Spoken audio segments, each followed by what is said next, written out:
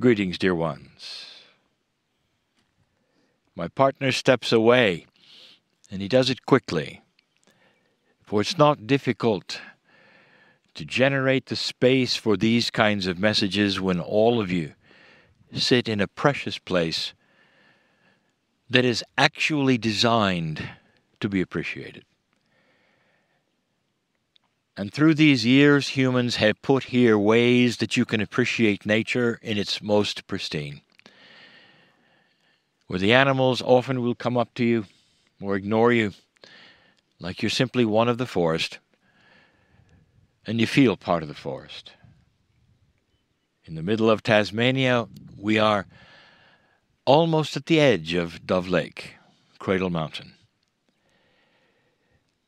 I want to take just a moment to tell you, human beings are complex, as you know, and each one of you carries with you a set of interesting attributes, and they come from the lives you've lived before, the lives so many of you live now, and the complexity is balance. How do you balance yourself so that the things of life do not consume you in worry or anxiety as you walk around, perhaps trying to grasp the solutions of life? And so you take a vacation, and you're here.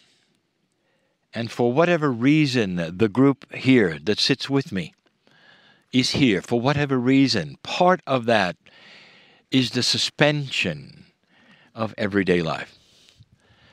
And I want to tell you, dear ones, just how profound that decision to be here is for you. It's not just a suspension of everyday life. You've come to areas that literally talk to you and create solutions with you. I want you to think for a moment about what you have called intuition, human nature, and the thought process that you carry with you. If you talk to those who are creative, and I mean those who think about things that are not yet there, and yet are able to visualize them in their mind, if you talk to those people of history, they all have something in common. The artist who starts a canvas somehow already sees the picture.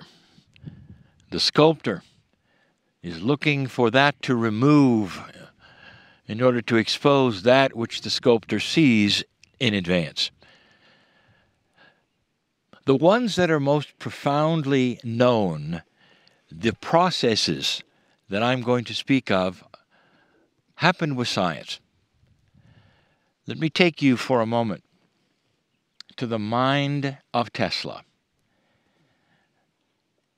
Now, Tesla, as you know, was a genius. And what you may not know is this, is that his whole idea for the varying phase relationships of an electric motor that would sustain itself with alternate current came in a vision. There really was no experimentation before he began building the engine. It was all presented to him in an idea in front of him, and he could see it working, almost in a vision. And in that, he didn't expect it. He wasn't asking for it. He was in a moment where he was disconnected from everything, seemingly relaxing, when in the information flew to such a degree that he could go and put it on paper and begin the building of the first electric motor that used these principles that you use today. It is known that Einstein took long walks in the forest. And now you know why. You're about to take a long walk in the forest. Somehow, the communication either with nature or the lack of communication with the problems you have, then create something that is special and I will call intuitive aha moments, where you start to have the aha of either solutions for your life or even the aha that it doesn't matter.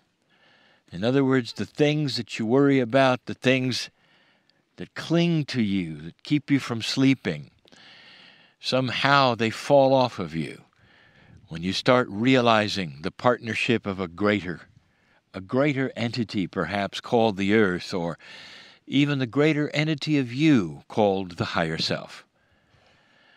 Things slough off of you, perhaps that have clung to you for a very long time.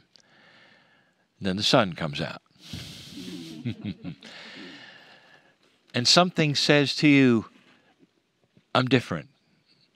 I didn't need to worry about this. Or perhaps you start to feel a clearing of something you've carried for a long time. These are the aha moments that so many of the scientists, of the great ones, of the artists of the planet, the ones who have written some of the greatest music that you sing and listen to from the ages, they did it in a quiet moment. They did it sometimes just by walking in the forest and coming back and composing a song. That is the opportunity that you've had for days and you will continue to have for these days. Don't waste them. The history is grand. The ideas that are presented here, the botany is grand. The view is grand. But what is invisible is even grander. Perhaps the partnership with you so that you can dismiss some of the things that you really don't need to carry around with you. So you can have the invention, aha ideas of solutions for things that will occur as you walk around the lake or even look at the lake. This is what we ask. There's more here than you think. And so it is.